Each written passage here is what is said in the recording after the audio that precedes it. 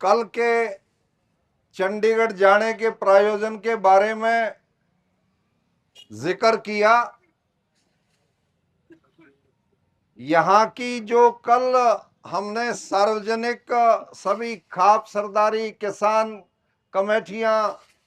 और जितनी टोल कमेटियां थी, हमारी जो इस संघर्ष को चलाने की कमेटी थी और जितने भी सामाजिक राजनीतिक संगठन भाई थे, सब ने इजाजत दी थी और कहा था कि आप लोग जाओ। जो बातें वहां पे हुई, उन सारी बातों को लेकर के दोबारा से उन सारी सरदारी के साथ हम अलग से अब आधा घंटा से बैठे, क्योंकि मैंने माननीय मुख्यमंत्री जी से हम सब ने ये बात रखी थी कि जो बात यहां होगी, हम पूरे हाउस की अप्रूवल के साथ समाज का फैसला लागू करके आगे बढ़ेंगे। और वैसा ही हमने तरतीब वाइज इस विषय को लेकर के सारे हाउस की सारी सरदारी की अप्रूवल के साथ जो कल रात को और आज वापसी आते वक्त तक जो चर्चाएं और जो फैसले हुए हैं, मैं सारे समाज के बीच में और पूरी प्रेस के बीच में आप लोगों के सामने रखना चाहता हूं। माननीय मुख्यमंत्री जी और उनके अधिकारियों के बीच में लगभग हमारी 11:15 बजे बैठक शुरू हुई थी। वो भी हारे थके अपने शेड्यूल से आए थे, उसके बावजूद उनकी ललक और लगन ये थी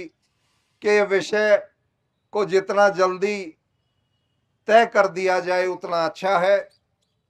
और उसी रूह से उन्होंने सारी बातें जब रखी, तो हमने अपनी शुरुआत इस बात से की थी कि माननीय मुख्यमंत्री जी, वहां पे पूरे समाज में इस बात का कहीं ना कहीं सवाल आया कि सरकार से जुड़ी हुई पार्टी और उसके नुमाइंदे इस तकलीफ में जुड़े नहीं। और आपने भी वहां हिसार के अंदर जब आप गए तो हमारे लोग मिलने के लिए गए, और उसके बाद में फांसी का जो विषय था वो सारी बातें बढ़ी, तो उस पे भी उन्होंने बहुत संवेदनाओं के साथ, बहुत भारी मन के साथ हमारे बीच में उसका विषय रखा। एक सवाल रोज प्रेस के अंदर उठा, हमारी धरना कमेटी और संघर्ष समिति ने हमेशा ये बात कही कि जब तक गिरफ्तारियां नहीं होंगी, जब तक ये धरना और सब कुछ जारी रहेगा, संस्कार नहीं होगा। उसके ऊपर हमने बहुत अच्छे से स्पष्टीकरण वहां पे चर्चा की। सबसे पहले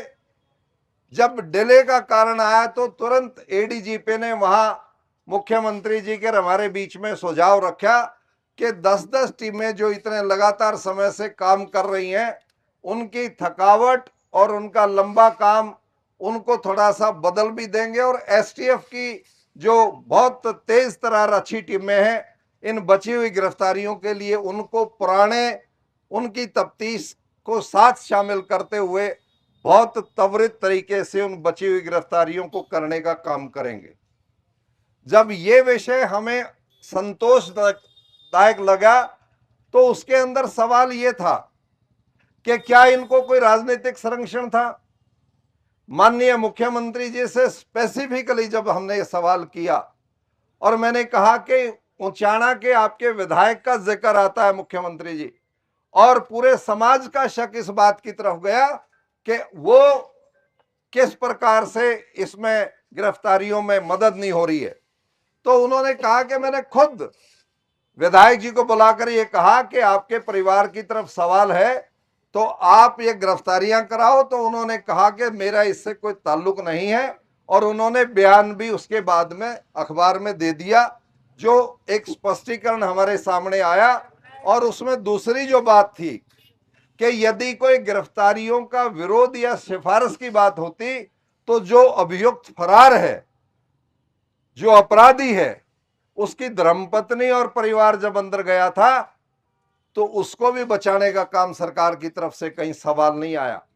तो हमारी उसके ऊपर भी माननीय मुख्यमंत्री जी ने जो इसके ऊपर ये विवेचना हुई तो कमेटी का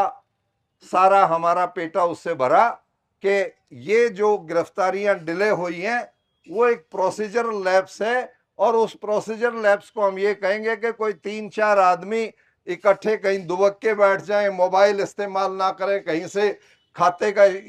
यूज ना करें, तो कमेटी के लिए मुश्किल हो जाता है। तो ये बात तय है कि बचे हुए जो लोग हैं उनकी गिरफ्तारियां 100% होंगी और भगोड़े की दफा उनके साथ ऐड हो जाएगी और वो किसी भी संरक्षण के पात्र नहीं होंगे। ये बात भी मैं धरना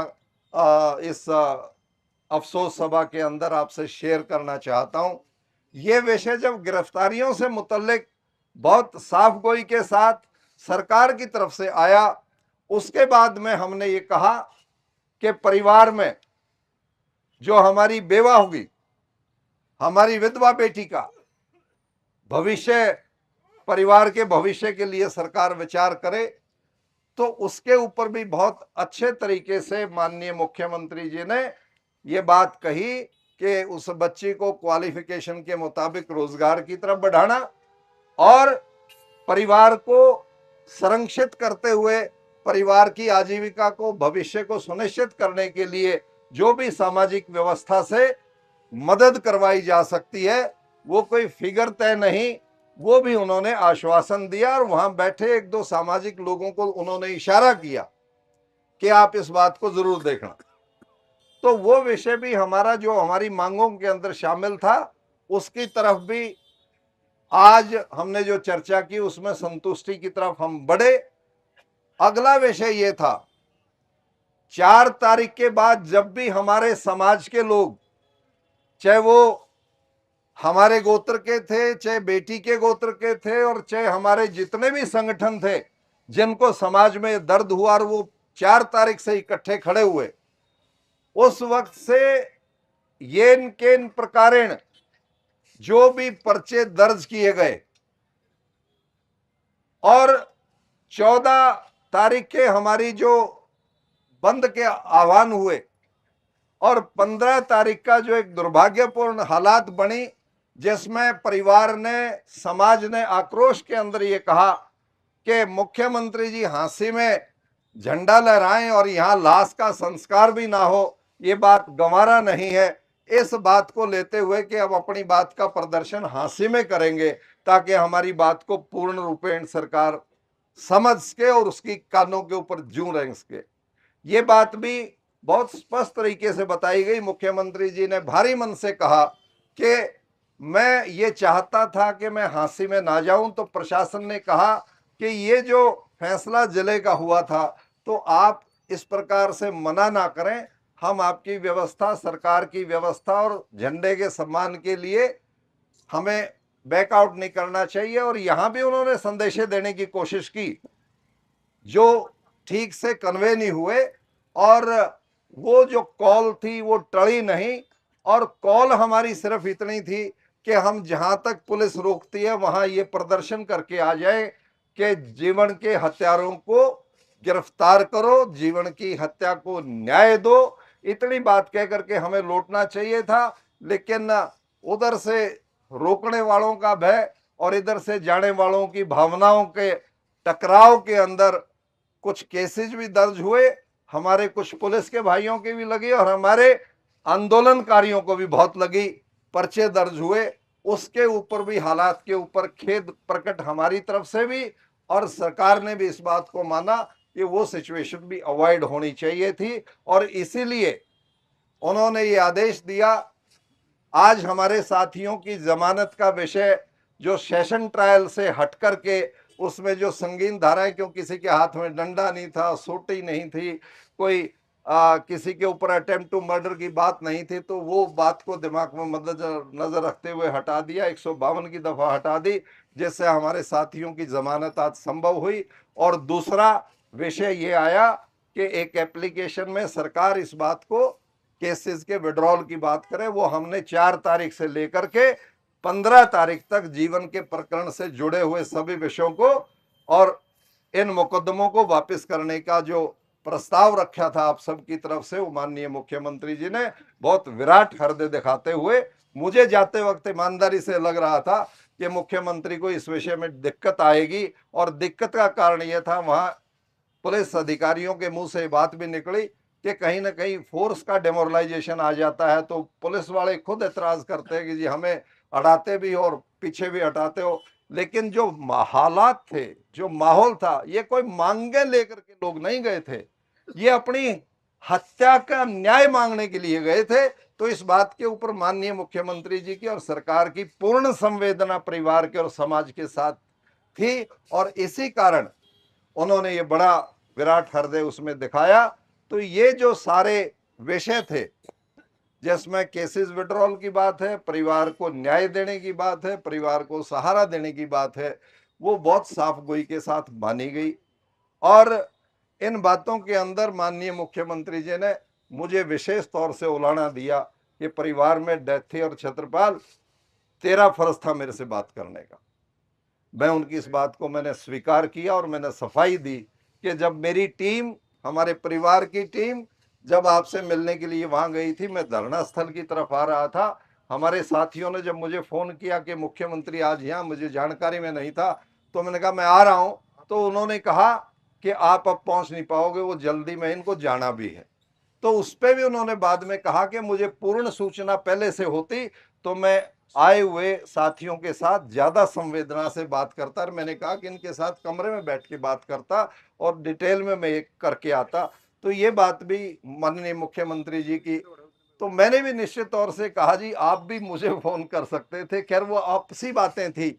तो मुख्यमंत्री की व्यस्तताएं होती हैं। तो उन्होंने जो मैसेजेस दिए,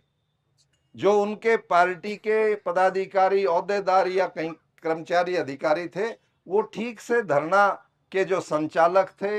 आप समाज के लोग थे, सरदारी थी, वो ठीक से कम्युनिकेट नहीं हुआ, वरना ये अप्रिय स्थिति जो बढ़ी वो बढ़ती नहीं। ऐसा हमारा कल की बैठक के बाद मानस बना था, और हमने आखिर में माननीय मुख्यमंत्री जी का जहां इन हालातों के ऊपर खेद प्रकट किया, इस बात के लिए भी धन्यवाद किया कि आपने पूरा ये परिस्थिति होने के बाद, 15 अगस्त की परिस्थिति होने के बाद, आपने इस बात को तय किया कि मेरा समाज है, हमारे लोग हैं, और हत्या हुई है, निर्मम हत्या हुई है, परिवार को भी न्याय मिलना चाहिए, और बुला करके मुझे जख्मों के ऊपर मरहम लगानी चाहिए। इसलिए उन्होंने ये बड़ा दिल दिखाते हुए तुरंत बुला करके रात का समय भी कहा। चढ़नी साहब ने बात की थी तो अगले दिन 11 बजे का समय मांगा, वो भाई भी मीटिंग में थे, तो उन्होंने कहा कि हमने 11 की बात की थी, फिर जब जिक्र आया कि मुख्यमंत्री जी तो रात को ही मिलने के लिए तैयार थे, तो हम रात को पहुंचे, रात को ही उन्होंने समय निकाल करके सारी बातें की। तो मैं ज्यादा लंबी बात नहीं करते हुए आप सब साथियों से निवेदन करता हूं कि आपने जो मदद की, सहारा दिया, समाज में भगवान ना करे कि इस किस्म की कोई अप्रिय घटना हो, हम सब एकजुटता के साथ हर हालत के अंदर सारा समाज इकट्ठा रहेगा, और सरकार अच्छे काम करे, समाज अच्छा काम करे, अच्छा मजबूत राष्ट्र बने, इस बात की कल्पना को हम करते हुए आगे बढ़े। और यहां तक 4 से अब तक जितनी सरदारी, जितनी भी कमेटियां हैं, टोल कमेटी, किसान कमेटी, खाप सरदारी, सामाजिक राजनीतिक संगठन, और भी जितने कर्मचारी यूनियन और सभी साथी यहाँ पे आयर साथ दिया, हृदय की गहराइयों के सब के साथ सबका आभार और धन्यवाद है। और ये परिवार सारा पूर्ण रूप से खड़ा रहेगा। अब अगला जो विषय है, सारी सरदारी ने इस बात को तय किया है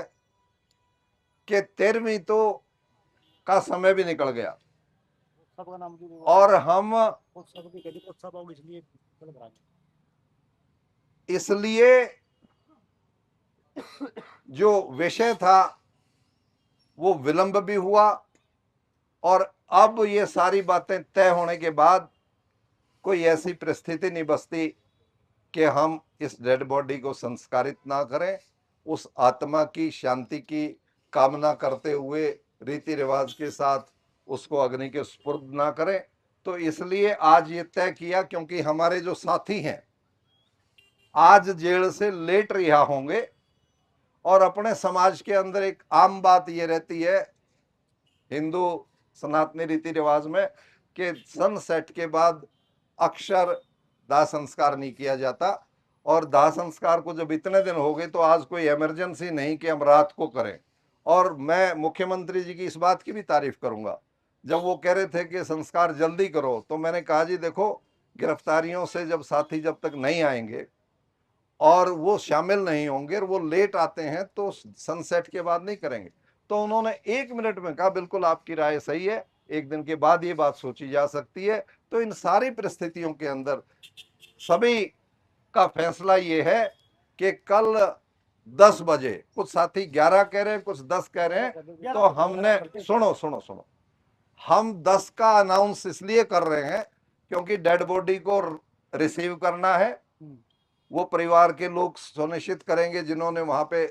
डेड बॉडी को रखवाया था, पोस्टमार्टम के विषय की बात थी, वो लें, उसको लेकर के गांव की तरफ चढ़े। और 10 और 11 के बीच में, दोनों की बात कह रहा हूं मोटे तौर से, क्योंकि घर से सारी प्रक्रियाएं करके लेके चलना होता है। जो भाई घर पे पहुंच जाता है, कुछ सीधा शमशान घाट पहुंचता है, तो ये 1 घंटे का अंतराल रहता है। तो आप अपनी अपनी व्यवस्थाओं को देखकर किनाड़ा गांव, जहां भाई जीवन का जन्म स्थान है, किनाड़ा के अंदर हमारे बड़े गांव का नाम पावड़ा है, तो उन 5 गांवों के उस किनाड़ा गांव के अंदर कल 10 और 11 के बीच में भाई का संस्कार करने का निर्णय हुआ है, सबकी सहमति से हुआ है। और मैं सभी से ये उम्मीद करता हूं कि इतने दिन के कष्ट कमाई में जो आप लोगों ने उसकी आत्मा की शांति के लिए निवेदन किया परमपिता परमात्मा से, उसकी आत्मा को शांति मिले। परिवार को, आप और हम सबको इस दिवंगत के जाने के बाद जो क्षति और नुकसान हुआ है वो हिम्मत के साथ हमें बर्दाश्त करने की ताकत परमपिता परमात्मा दे। और सारी सरदारी की परमिशन से जब ये सारी बातें तय हो गई तो मैं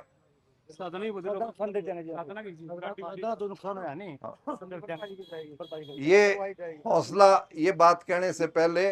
जैसा मैंने कहा कि केसेस विड्रॉ होंगे, ऐसा हमने ये भी कहा कि जितने भी ट्रैक्टर और साधन वहां पे पकड़े गए थे वो भी सब वापस जाएंगे। और जो नुकसान हुआ है उसमें हमारे एक प्रेस के भाई की चेन और मारपीट,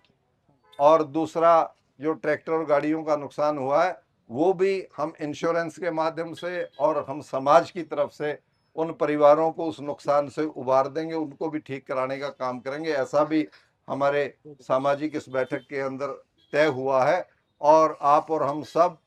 उस दिवंगत के साथ, परिवार के साथ खड़े रहेंगे। इस निवेदन के साथ अंतिम सबका धन्यवाद करते हुए मैं इस बात के लिए भी घोषणा करता हूं आप सबकी परमिशन से कि ये धरना शोक सभा यहाँ के स्थान से आज अब से समाप्त हो गई। और इसके बाद संस्कार के बाद में जो परिवार की प्रक्रिया है वो रस्म पूरी हो जाएगी। और हम जो ये डिसीजंस हुए हैं ये लागू और कैसे होंगे, इसके बाद भाई की 13वीं के बाद हम दोबारा से सरदारी की बैठक करेंगे, छोटे रूप में जैसे आज की है। और उसमें कोई कमी पेशी होगी तो हम सरकार के साथ बातचीत करके उसको पूरा करवाएंगे। और कोई आवश्यकता हुई तो वैसे ही समाज इकट्ठा है और सरकार की संवेदनाएं समाज के साथ है। मुझे नहीं लगता कि इसमें किसी किस्म की कोई कमी आएगी। मैं इस मंच के माध्यम से दोबारा से माननीय मुख्यमंत्री जी का भी आभार व्यक्त करता हूं, सरकार का आभार व्यक्त करता हूं। और जिन भाइयों ने इस जैसे परिवार के